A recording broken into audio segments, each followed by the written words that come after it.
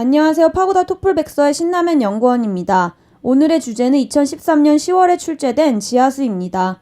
지하수란 지표 아래에 흐르는 물로 땅속의 지층이나 암석 사이에 빈틈을 채우고 있거나 흐르고 있는 물입니다. 지하수는 우선 바다나 강의 지표수가 증발되어 구름이 되고 이것이 다시 비나 눈으로 땅 위로 떨어지는 과정에서 만들어지기 시작합니다. 땅으로 내린 비나 눈 중 그 일부는 다시 유출되거나 증발되고 나머지 일부는 지하로 스며들어 지하수를 이루게 됩니다. 지하수는 전 세계 민물의 약 20%를 차지하며 이는 바다와 얼음을 포함한 전 세계 물의 0.61%에 해당합니다. 인간은 마시는 물을 대부분 지하수나 호수와 강으로부터 구합니다. 지하수는 식수나 청소 등의 생활용 이외에도 논, 밭 등의 농업용, 공업용 등으로 많이 이용됩니다. 우선 지하수가 생성될 수 있는 조건에 대해서 알아보도록 하겠습니다.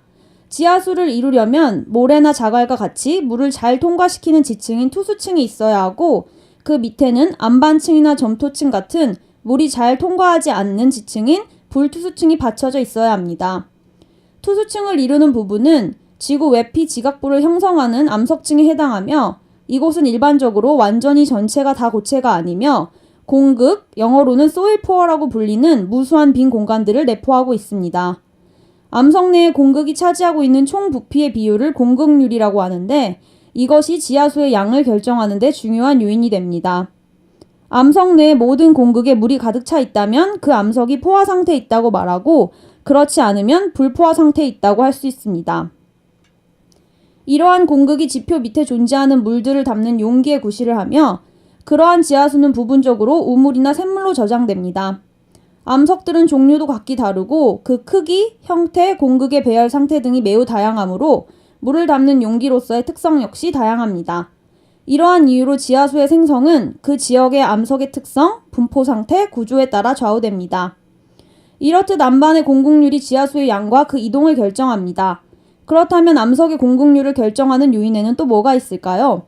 가장 크게 영향을 미치는 것은 그 암석을 구성하고 있는 입자의 형태와 배열 상태입니다.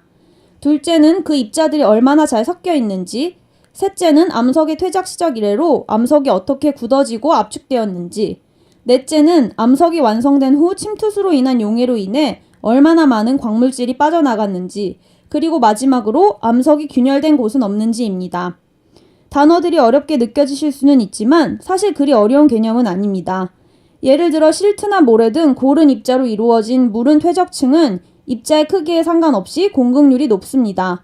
왜냐하면 입자가 고르게 배열되어 있으면 그만큼 빈 공간이 많이 생길 수밖에 없기 때문입니다. 반면 입자가 고르지 않은 퇴적층은 이보다 공극률이 낮은데 그 이유는 작은 입자들이 큰 입자들 사이에 틈을 메워 공극의 양을 감소시키기 때문입니다. 또한 광물질이 많이 빠져나갔거나 암석이 균열된 곳이 많다면 당연히 공극의 양이 늘어나 물이 많이 저장되지 못할 것입니다. 자, 이제 공극률에 대해서는 어느 정도 이해가 가셨나요? 하지만 공극률 못지않게 중요한 개념이 있는데 그것은 바로 암석의 투과율, 영어로는 permeability입니다. 암석의 공극률이 암석에 얼마나 많은 양의 물을 담을 수 있느냐를 결정하는 요인이라면 암석에서 얼마나 많은 양의 물이 빠져나가느냐를 좌우하는 것은 암석의 투과율입니다. 암석의 투과율은 물이 얼마나 쉽게 그 암석을 통과하여 빠져나갈 수 있는지의 여부로 측정됩니다. 이것은 암석 내의 개별적인 공극들과 이들을 연결하고 있는 균열의 크기에 따라 달라집니다. 물이 투과되지 않은 암석은 불침투성 암석으로 분류되는데 입자가 고른 실트나 진흙과 같이 공극률이 높은 퇴적층은 공극들의 크기가 매우 미세하므로 물이 서서히 투과됩니다. 반면에 입자가 고르긴 하지만 큰 공간들이 불규칙적으로 연계되어 있는 자갈층에서는 물의 투과가 매우 용이해집니다. 공극률과 투과율에 대해서는 여기까지 정리해 두시고 이제 지하수가 저장되어 있는 곳의 구조에 대해서 알아보도록 하겠습니다. 앞서 말씀드렸듯이 지하수는 지표면과 안반 사이의 공간에 저장되어 있습니다.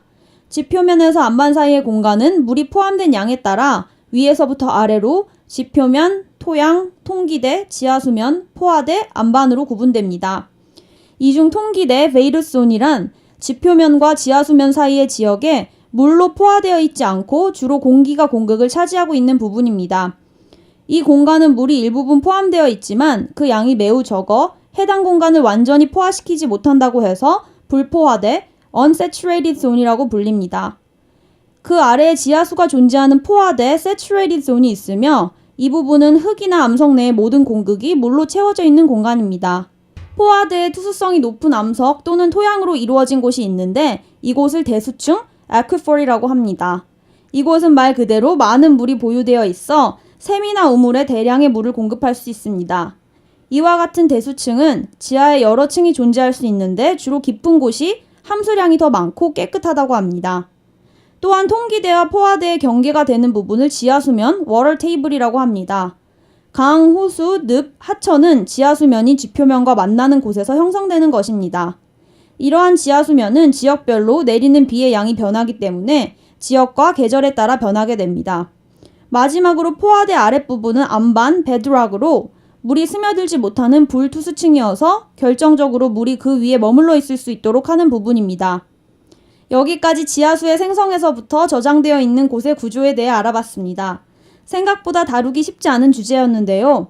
여러 번 출제된 주제이니만큼 혹시라도 이해가 안 가는 부분이 있다면 이번 기회를 통해 잘 정리해 두시는 것이 좋을 것 같습니다.